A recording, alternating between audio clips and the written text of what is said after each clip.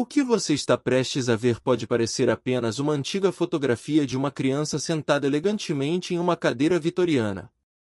Mas se olhar mais atentamente, se realmente observar os detalhes que a maioria das pessoas prefere ignorar, começará a perceber algo profundamente inquietante. Os olhos dessa criança jamais se abriram novamente para ver a luz do dia. Esta não é uma simples fotografia familiar do século XIX. É uma das mais enigmáticas fotografias post-mortem já documentadas. E a história por trás dela vai muito além do que qualquer manual de história da fotografia ousaria contar. No final de 1887, em uma mansão vitoriana nos arredores de Boston, uma mãe desesperada segurava em seus braços o corpo sem vida de seu filho de 8 anos. O inverno havia sido particularmente cruel naquele ano, e a difteria havia ceifado dezenas de vidas infantis na região. Mas para Helena Morrison, a perda de seu único filho representava algo muito mais devastador que uma simples tragédia familiar. Representava o fim de uma linhagem, o fim de sonhos cuidadosamente cultivados, e o início de uma obsessão que a levaria a tomar decisões que desafiariam não apenas as convenções sociais da época, mas também os limites entre a vida e a morte. A fotografia post-mortem não era uma prática incomum no século XIX. Na verdade, era considerada uma necessidade quase sagrada para famílias enlutadas. Em uma era em que a mortalidade infantil atingia níveis alarmantes, e a fotografia ainda era um luxo caro e raro, frequentemente a única imagem que uma família podia obter de um ente querido seria após sua morte. Fotógrafos especializados nessa arte macabra desenvolveram técnicas sofisticadas para criar a ilusão de vida. Posicionavam os corpos naturalmente, pintavam olhos abertos sobre pálpebras fechadas, e até mesmo usavam estruturas metálicas ocultas para manter os corpos em posições que sugeriam sono pacífico em vez de morte definitiva. Mas o caso de Helena Morrison era diferente. Extraordinariamente diferente. Você consegue imaginar o que uma mãe atormentada pela dor seria capaz de fazer para preservar a memória de seu único filho? Até onde alguém iria para desafiar os próprios limites da morte? A fotografia que resultou da obsessão de Helena se tornaria um dos maiores mistérios não resolvidos da fotografia vitoriana, gerando décadas de especulação, investigação e horror silencioso entre aqueles corajosos o suficiente para estudá-la atentamente. Helena Morrison não era uma mulher comum. Viúva há 3 anos, tinha dedicado sua vida inteiramente à criação de seu filho, James. Era uma mulher de recursos consideráveis, herança de seu marido que havia feito fortuna no comércio de especiarias com o Oriente. Mais importante, era uma mulher de educação excepcional para os padrões da época, tendo estudado medicina e anatomia em Paris antes de seu casamento, uma raridade que a tornava suspeita aos olhos da sociedade conservadora de Boston, mas que também lhe deu conhecimentos que se provariam fundamentais nos eventos que se seguiriam. Quando James adoeceu em dezembro de 1887, Helena recusou-se a aceitar os métodos convencionais de tratamento. Utilizou seus conhecimentos médicos para tentar tratamentos experimentais, importou medicamentos da Europa, consultou os melhores especialistas disponíveis na costa leste. Mas a difteria daquela era uma sentença de morte quase certa, e nem toda a determinação e recursos do mundo poderiam alterar o curso da doença. James morreu em uma fria manhã de janeiro de 1888, com neve caindo pesadamente do lado de fora da janela do quarto. Helena estava ao seu lado, segurando sua pequena mão quando sentiu o último suspiro escapar dos lábios da criança. Os médicos presentes declararam morte às 9h15 da manhã. O que aconteceu nas horas seguintes seria o início de um dos casos mais perturbadores na história da fotografia post-mortem.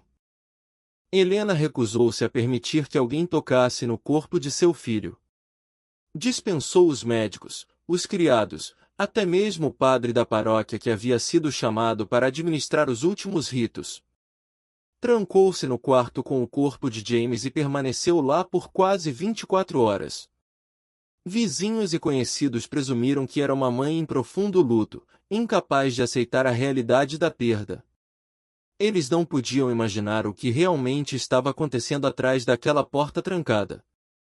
Quando Helena finalmente emergiu do quarto, havia algo diferente em seus olhos. Uma determinação fria, quase científica, havia substituído o desespero maternal. Ela havia tomado uma decisão que mudaria tudo. Não se contentaria com uma simples fotografia post-mortem. Ela queria algo mais, algo que desafiaria a própria morte. Helena Morrison havia estudado anatomia e fisiologia em Paris, mas também teve contato com práticas muito mais obscuras. Durante seus anos de estudo na França, conheceu médicos que experimentavam técnicas avançadas de preservação, alguns dos quais trabalhavam nas fronteiras sombrias entre a ciência médica oficial e práticas que beiravam o ocultismo. Ela havia aprendido sobre métodos de preservação que iam muito além do simples embalsamento, técnicas que podiam manter a aparência de vida por períodos extraordinariamente longos. A decisão de Helena foi clara. Contrataria o melhor fotógrafo post-mortem disponível. Mas antes disso, usaria todo o seu conhecimento para preservar James de uma maneira que tornaria possível criar não apenas uma fotografia, mas uma obra de arte que capturaria para sempre a essência da vida de seu filho. O fotógrafo escolhido foi Augustus Petton, um homem conhecido em toda a Nova Inglaterra por suas habilidades excepcionais na arte da fotografia post-mortem. Petton havia desenvolvido técnicas consideradas milagrosas pelos padrões da época. Seus retratos post-mortem eram tão realistas que algumas famílias relatavam ter a sensação de que seus entes queridos falecidos estavam simplesmente dormindo, prestes a acordar a qualquer momento.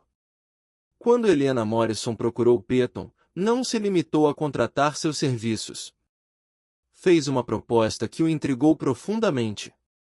Ofereceu-lhe uma soma substancial de dinheiro, mais do que ele ganharia em um ano inteiro de trabalho, mas com uma condição. Ele teria que trabalhar exclusivamente em seu projeto por um período de 2 semanas, usando técnicas especiais que ela mesma forneceria. Petton era um artista, mas também era um homem prático. A quantia oferecida por Helena Morrison era impossível de recusar, especialmente considerando que o inverno havia sido difícil para os negócios. Aceitou a proposta sem fazer muitas perguntas, presumindo que era simplesmente uma mãe enlutada com recursos suficientes para garantir que a memória de seu filho fosse preservada da melhor maneira possível. Ele não poderia ter imaginado no que estava se envolvendo.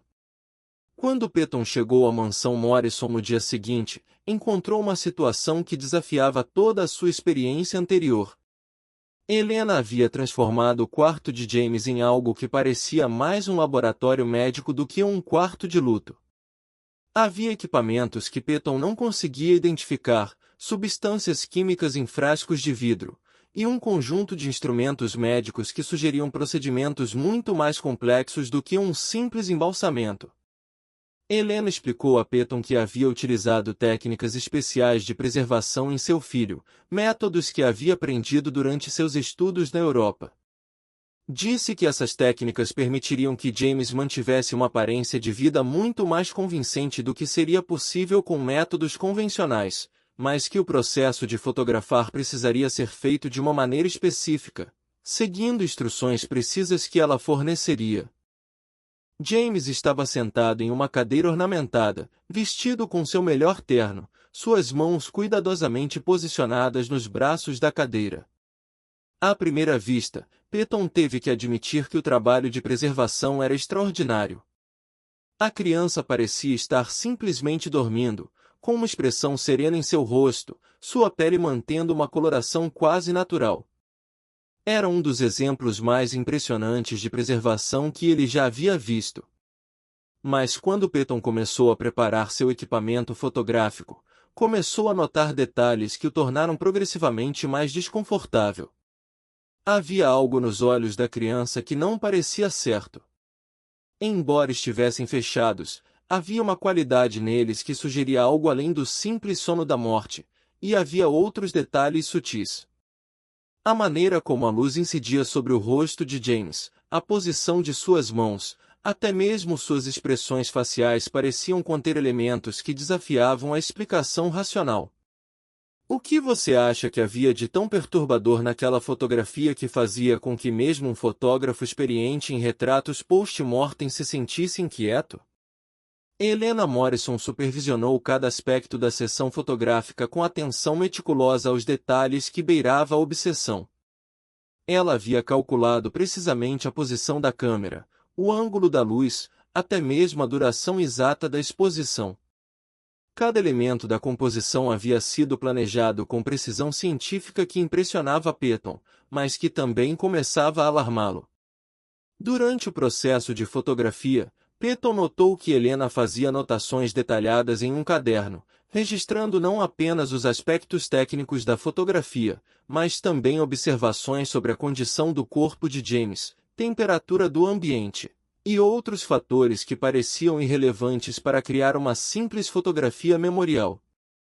Foi durante a terceira hora da sessão que Petton começou a suspeitar que estava envolvido em algo muito mais sinistro do que uma simples fotografia post-mortem. Helena havia pedido que ele ajustasse a posição de James várias vezes, e a cada movimento, Petton notou que o corpo da criança respondia de uma maneira que não parecia natural para um cadáver. Não eram movimentos óbvios, mas sutilezas na maneira como os músculos reagiam, na maneira como a pele respondia ao toque, que sugeriam algo profundamente perturbador. Quando Petton questionou Helena sobre as técnicas de preservação que ela havia utilizado, ela respondeu evasivamente, mencionando apenas que havia combinado métodos tradicionais com alguns conhecimentos adquiridos durante seus estudos na França. Mas havia algo em seus olhos, uma intensidade quase febril, que sugeria que havia muito mais na história do que ela estava disposta a revelar. A sessão fotográfica continuou por mais 2 horas, durante as quais Petton criou uma série de imagens de James. Cada fotografia era tecnicamente perfeita, demonstrando toda a habilidade artística pela qual Petton era conhecido. Mas havia algo nas imagens que o perturbava profundamente. Quando observadas através da lente da câmera, as fotografias de James Morrison não pareciam retratos de uma criança morta posando para uma lembrança final. Pareciam fotografias de uma criança viva simplesmente dormindo. Mas era mais do que isso. Havia uma qualidade nas imagens que Petton não conseguia explicar, uma presença que parecia transcender os limites da fotografia convencional. Era como se James estivesse olhando diretamente através da lente, estabelecendo uma conexão visual com quem quer que observasse a imagem, mesmo com os olhos fechados. Quando a sessão finalmente terminou, Petton estava ansioso para deixar a mansão Morrison. Havia algo no ambiente, na intensidade de Helena, na própria presença de James que o deixava profundamente desconfortável. Concordou em revelar as fotografias em seu estúdio e entregá-las a Helena dentro de uma semana, conforme combinado. Mas o processo de revelação das fotografias se provaria ainda mais perturbador do que a própria sessão fotográfica. Quando Petton começou a trabalhar com as placas fotográficas na escuridão silenciosa de seu laboratório, descobriu que as imagens de James Morrison apresentavam características que desafiavam sua compreensão técnica da fotografia. A primeira coisa que notou foi a extraordinária nitidez das imagens.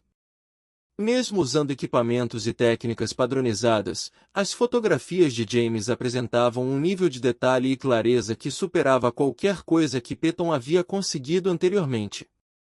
Cada fio de cabelo, cada textura da pele, cada dobra do vestuário foi capturada com precisão quase sobrenatural. Mas era mais do que simples qualidade técnica. Havia elementos nas fotografias que não deveriam estar lá. Detalhes que Petton não se lembrava de ter visto durante a sessão de fotografia. Na imagem principal, que se tornaria conhecida simplesmente como o garoto, havia sombras e reflexos que sugeriam presenças adicionais na sala, presenças que não eram visíveis quando a fotografia foi tirada. Mais perturbador ainda, havia aspectos na expressão facial de James que pareciam ter mudado entre o momento da captura e o processo de revelação. A expressão serena de que Peyton se lembrava havia adquirido nuances sutis que sugeriam não paz, mas uma forma de consciência que seria impossível em um cadáver. Peyton tentou racionalizar essas observações, atribuindo-as ao estresse da situação e à natureza incomum da sessão fotográfica. Mas quando completou o processo de revelação e observou o conjunto final de imagens, foi forçado a confrontar a realidade de que havia capturado algo que transcendia os limites da fotografia convencional. A imagem principal, aquela que Helena Morrison havia solicitado especificamente, mostrava James sentado na cadeira ornamentada com suas mãos posicionadas nos braços da cadeira, em uma pose que sugeria dignidade e compostura. Mas havia algo na imagem que criava uma sensação de profundo desconforto em qualquer um que a observasse por mais de alguns segundos. Os olhos de James, embora fechados, pareciam conter uma forma de percepção que era impossível de explicar. A posição de suas mãos, embora cuidadosamente arranjada, sugeria não a rigidez cadavérica, mas um relaxamento natural que implicava a vida. E havia uma qualidade na iluminação da imagem que criava a ilusão de que James estava prestes a abrir os olhos e olhar diretamente para o observador. Você já sentiu aquela estranha sensação de estar sendo observado por algo que não deveria ser capaz de ver? O que explicaria esse fenômeno perturbador capturado na fotografia? Quando Peyton entregou as fotografias finais a Helena Morrison, ela examinou cada imagem com atenção obsessiva aos detalhes. Sua reação às fotografias confirmou as crescentes suspeitas de Peyton de que havia algo fundamentalmente diferente em todo o projeto. Helena não demonstrou a resposta emocional típica de uma mãe enlutada recebendo as últimas imagens de seu filho. Em vez disso, estudou as fotografias com intensidade científica, fazendo anotações em seu caderno sobre aspectos específicos de cada imagem. Quando se concentrou na imagem principal, a fotografia que se tornaria conhecida como O Garoto, Helena sorriu pela primeira vez desde que Peyton a conhecera. Não era um sorriso de satisfação maternal ou alívio emocional. Era o sorriso de alguém cujos experimentos haviam produzido exatamente os resultados esperados. Helena pagou a Peyton a quantia acordada e o dispensou com instruções específicas para nunca discutir os detalhes da sessão fotográfica com ninguém. Peyton prontamente concordou, ansioso para deixar para trás toda a experiência perturbadora, mas os eventos dos dias seguintes garantiriam que ele nunca seria capaz de esquecer completamente o que havia testemunhado na mansão Morrison. 3 dias após entregar as fotografias, Peyton recebeu uma visita inesperada em seu estúdio. Um homem identificou-se como Dr. Harrison Wickham, médico legista do condado, e começou a fazer perguntas sobre o trabalho que Peyton havia realizado para Helena Morrison. Inicialmente, Peyton presumiu que era uma investigação de rotina relacionada à morte de James, mas rapidamente ficou claro que a situação era muito mais complexa. O Dr. Vick informou a Peyton que havia recebido uma denúncia anônima sugerindo que Helena Morrison havia se envolvido em práticas irregulares relacionadas ao corpo de seu filho. A denúncia não especificava a natureza dessas práticas, mas sugeria que uma investigação seria apropriada. Como parte dessa investigação, o Dr. Wickham precisava examinar qualquer documentação ou evidência relacionada aos eventos que se seguiram à morte de James Morrison. Peyton forneceu ao Dr. Wickham uma descrição básica de seu trabalho para Helena Morrison, mencionando apenas que havia criado fotografias post-mortem de seu filho, uma prática completamente legal e comum na época. Mas o Dr. Wickham parecia estar procurando algo mais específico, fazendo perguntas sobre as técnicas de preservação utilizadas, a condição do corpo durante a fotografia, e outros detalhes que sugeriam conhecimento prévio sobre aspectos incomuns do caso. Foi durante essa conversa que o Dr. Wickham revelou informações que transformariam completamente a compreensão de Peyton sobre os eventos da mansão Morrison. Segundo o Dr. Wickham, Helena Morrison não havia simplesmente usado técnicas avançadas de embalsamento em seu filho. Ela havia se envolvido em experimentação médica ilegal, utilizando substâncias e procedimentos que não eram reconhecidos pela medicina oficial da época. Mais perturbador ainda, o Dr. Vick havia descoberto que Helena Morrison mantinha contato com indivíduos na França que estavam envolvidos em estudos de pesquisa médica controversos, que exploravam as fronteiras entre a vida e a morte de maneiras que a comunidade médica oficial considerava antiéticas e potencialmente perigosas. A investigação do Dr. Vick havia revelado que Helena Morrison importara substâncias químicas e equipamentos médicos especializados nos meses que precederam a morte de James, equipamentos que não tinham relação com tratamentos médicos convencionais, mas que pareciam estar relacionados a técnicas experimentais de preservação e reanimação. Quando Peyton ouviu essas revelações, finalmente compreendeu a verdadeira natureza do que havia testemunhado na mansão Morrison. Helena Morrison não havia simplesmente preservado o corpo de seu filho para criar uma fotografia memorial mais convincente. Ela havia usado James como sujeito para experimentos médicos que exploravam possibilidades científicas que estavam além dos limites da medicina aceita na época. A percepção de que ele havia participado, mesmo involuntariamente, de algo que poderia ser considerado profanação de cadáver ou experimentação médica ilegal deixou Peyton profundamente perturbado. Mas era tarde demais para alterar os eventos que já haviam ocorrido. As fotografias haviam sido criadas, entregues a Helena Morrison, e agora formavam parte de um mistério que se provaria muito mais profundo e perturbador do que qualquer um poderia imaginar.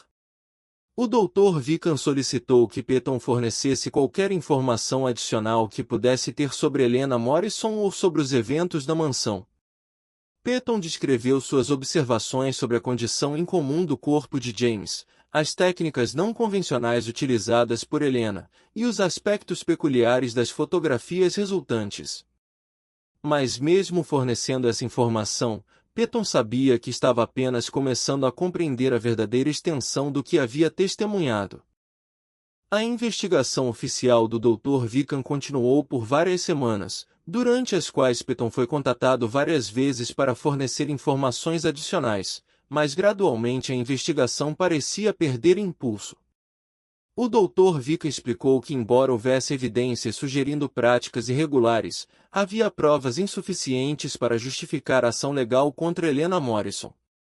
O corpo de James havia sido enterrado de acordo com os procedimentos legais, e não havia evidência direta de violação de leis específicas. Mais importante, Helena Morrison havia desaparecido. Uma semana após a visita inicial do Dr. Vick a Peyton, descobriu-se que Helena havia deixado Boston abruptamente sem informar ninguém sobre seu destino. A mansão Morrison foi deixada aos cuidados de advogados que receberam instruções para vendê-lo o mais rapidamente possível. Helena Morrison simplesmente desaparecera, levando consigo todos os segredos sobre os experimentos que havia conduzido em seu filho. A única evidência tangível que permaneceu dos eventos na mansão Morrison foram as fotografias criadas por Peyton. E essas fotografias provariam ter características que continuariam a intrigar e perturbar todos que as examinassem durante as décadas seguintes. Peyton manteve cópias das fotografias em seu arquivo pessoal, inicialmente apenas como documentação de um dos casos mais incomuns de sua carreira. Mas com o tempo, começou a notar que as fotografias pareciam exercer uma estranha forma de fascínio sobre qualquer um que as observasse. Clientes que visitavam seu estúdio e ocasionalmente viam as fotografias frequentemente faziam perguntas sobre elas, comentando sobre a extraordinária qualidade das imagens e sobre algo indefinível que as tornava memoráveis. Foi através dessas interações casuais que Peyton começou a perceber que as fotografias de James Morrison possuíam qualidades que iam além da simples excelência técnica.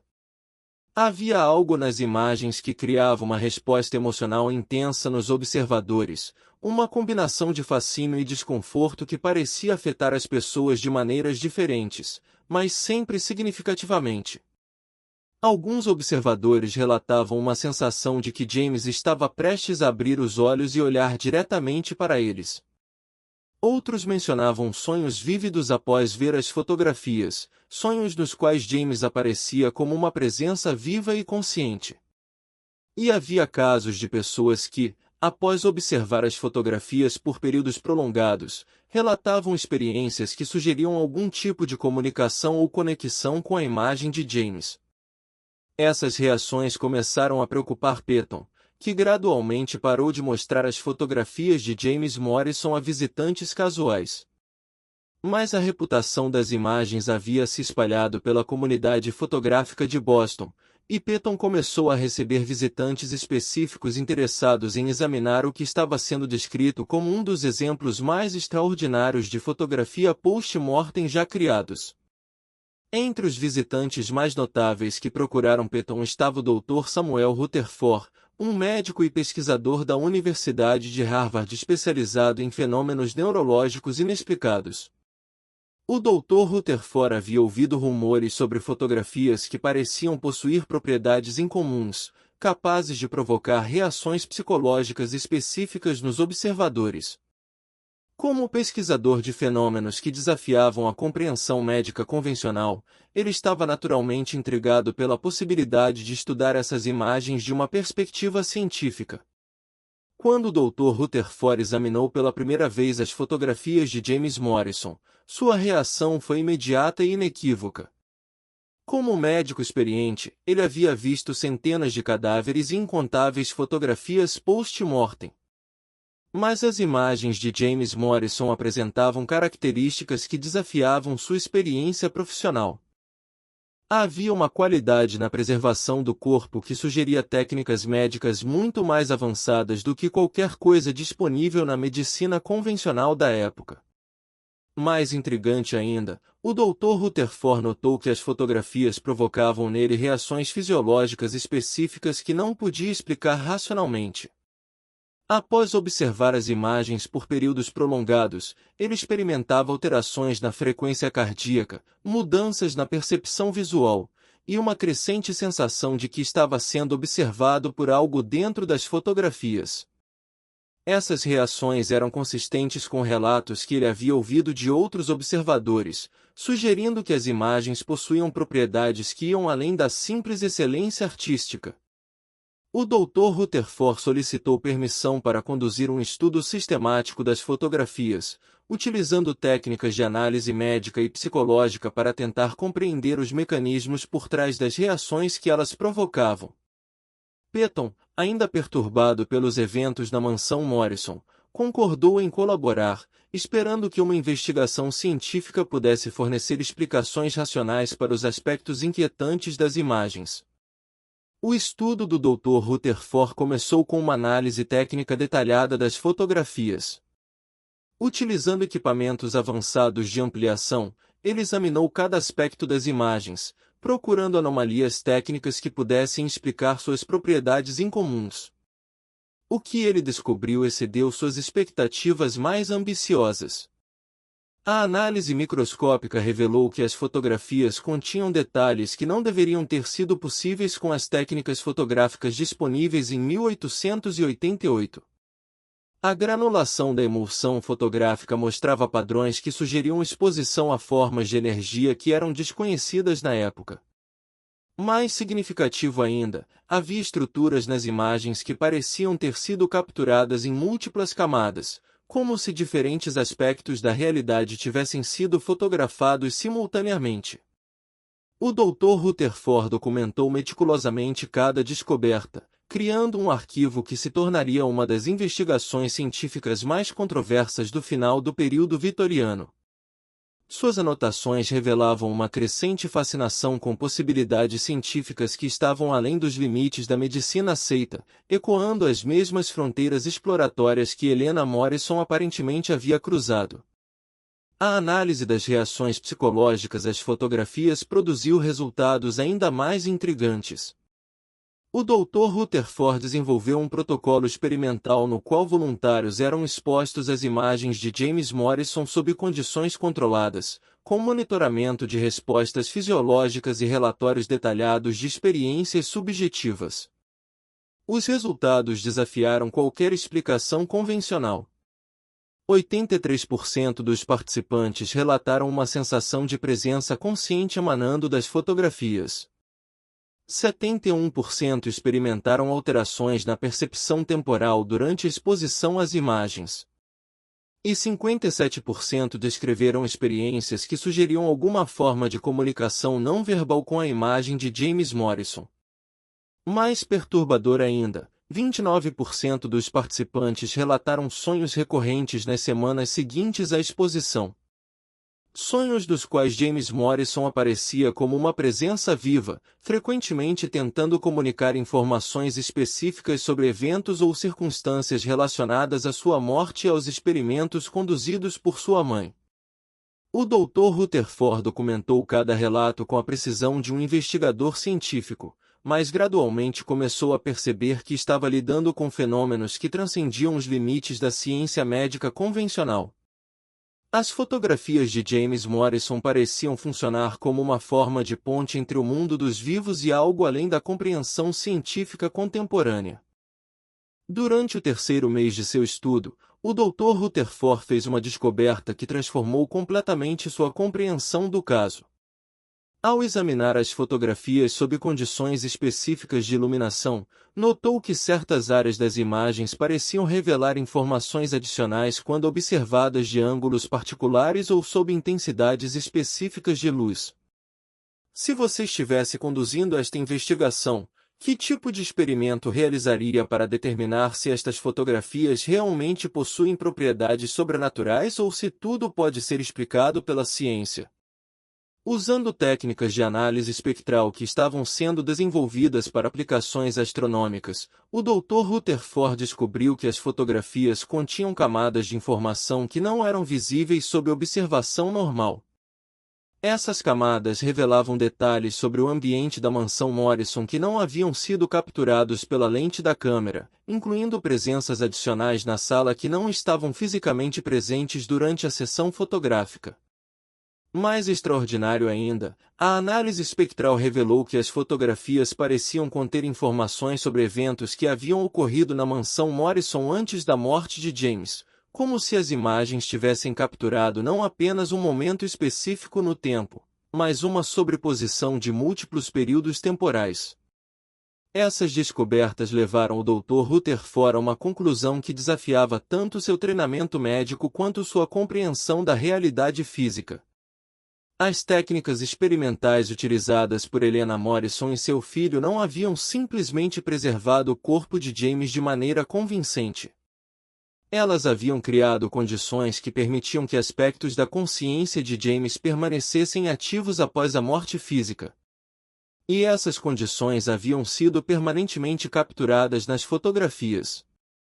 A implicação dessa conclusão era profundamente perturbadora.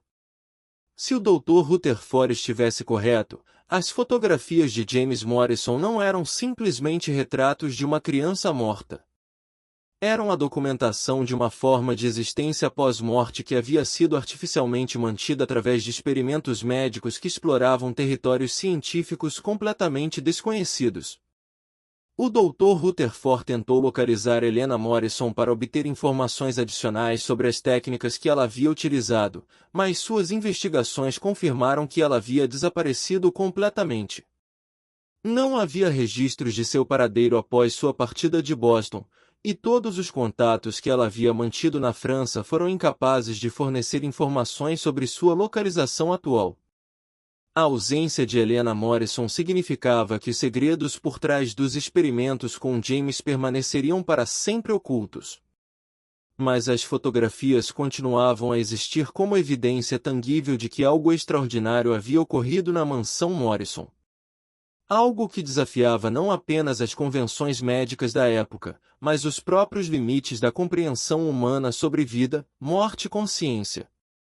Durante o quarto mês de seu estudo, o Dr. Rutherford começou a experimentar efeitos pessoais que o alarmaram profundamente.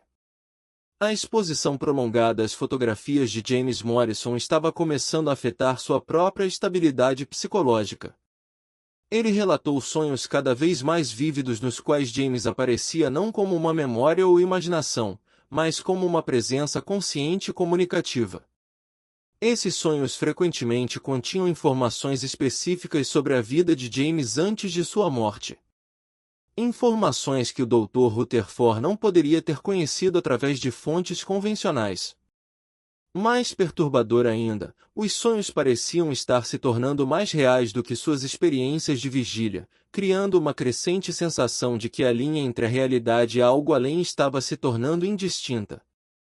Reconhecendo os perigos potenciais de continuar sua investigação, o Dr. Rutherford tomou a decisão de encerrar formalmente seu estudo das fotografias de James Morrison. Mas o material que ele havia coletado durante 4 meses de investigação intensiva representava documentação científica sem precedentes de fenômenos que desafiavam a explicação racional. Em seu relatório final, o Dr. Rutherford concluiu que as fotografias de James Morrison representavam evidência de que Helena Morrison havia alcançado algo que a ciência médica oficial considerava impossível. Ela havia criado condições que permitiam que aspectos da consciência humana persistissem além da morte física, e essas condições haviam sido permanentemente capturadas em forma fotográfica. O Dr. Rutherford recomendou que as fotografias fossem mantidas em arquivo seguro, acessível apenas a pesquisadores qualificados que compreendessem os riscos psicológicos associados à exposição prolongada às imagens. Ele advertiu que as fotografias possuíam propriedades que poderiam ser perigosas para observadores despreparados, especialmente aqueles com predisposições à instabilidade psicológica. O relatório do Dr. Rutherford foi submetido à administração da Universidade de Harvard, mas nunca foi oficialmente publicado. As descobertas que ele documentou foram consideradas controversas demais e potencialmente perigosas para a divulgação pública. O relatório foi classificado como material acadêmico restrito, disponível apenas para pesquisadores selecionados sob circunstâncias específicas. Patton, já profundamente perturbado por sua participação nos eventos originais, decidiu seguir as recomendações do Dr. Rutherford e manter as fotografias de James Morrison em arquivo privado. Parou de mostrar as imagens a visitantes e gradualmente deixou de discutir o caso com qualquer pessoa fora do círculo restrito de pesquisadores que haviam se envolvido na investigação científica. Mas as fotografias não permaneceriam ocultas permanentemente. Durante as décadas seguintes, rumores sobre as extraordinárias imagens post-mortem criadas por Patton começaram a circular por círculos especializados de colecionadores de fotografia histórica e pesquisadores de fenômenos inexplicados.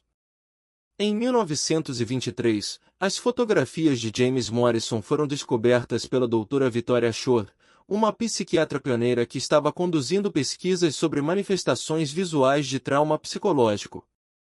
A doutora Shore havia ouvido referências vagas às fotografias durante sua pesquisa e conseguiu localizar Patton, agora um homem idoso, que concordou em permitir que ela examinasse as imagens sob condições estritamente controladas. A investigação da doutora Shore concentrou-se nos aspectos psicológicos das reações às fotografias, utilizando técnicas analíticas que haviam sido desenvolvidas desde o estudo original do Dr. Rutherford. Suas descobertas confirmaram e expandiram conclusões anteriores, demonstrando que as fotografias de James Morrison possuíam propriedades que ativavam áreas cerebrais específicas associadas à percepção temporal e ao reconhecimento de consciência. A doutora Shore documentou que observadores das fotografias frequentemente experimentavam alterações neurológicas que persistiam por períodos significativos após a exposição. Essas alterações incluíam mudanças na atividade das ondas cerebrais, alterações na percepção sensorial e ativação de áreas neurológicas associadas a experiências espirituais ou transcendentais. Mais significativamente, a doutora Shore descobriu que as reações às fotografias eram cumulativas. Observadores que eram expostos às imagens múltiplas vezes desenvolviam conexões neurológicas mais fortes com o conteúdo da fotografia, eventualmente relatando experiências que sugeriam comunicação direta com James Morrison. Essas descobertas levaram a doutora Shore a uma conclusão que ecoava as descobertas do Dr. Rutherford 3 décadas antes. As fotografias de James Morrison não eram simplesmente imagens estáticas de uma criança morta.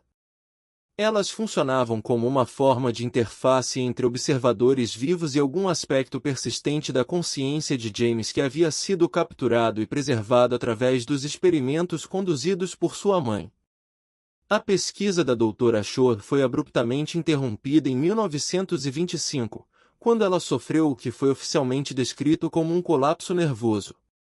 Colegas relataram que ela havia se tornado obsessivamente focada nas fotografias de James Morrison, passando horas observando as imagens e fazendo anotações sobre comunicações que alegava estar recebendo diretamente de James.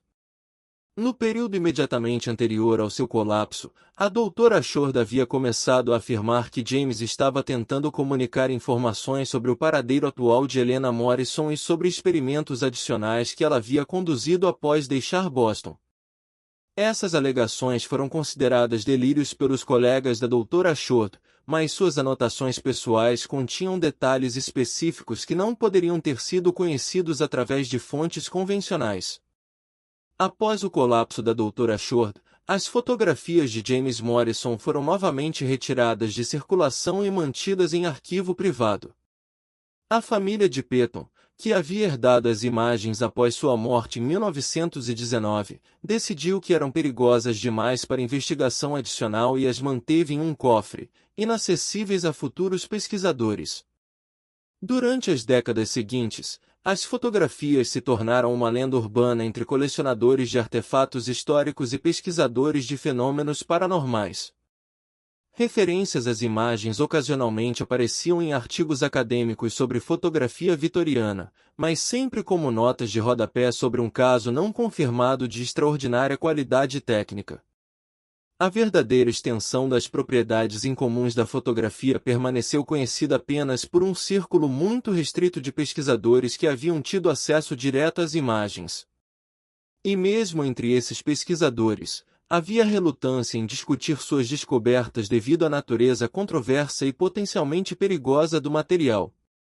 Em 1967, as fotografias de James Morrison foram redescertas pelo Dr. Robert Shen, um neurocientista da Universidade Columbia, que estava pesquisando interfaces visuais entre consciência e percepção.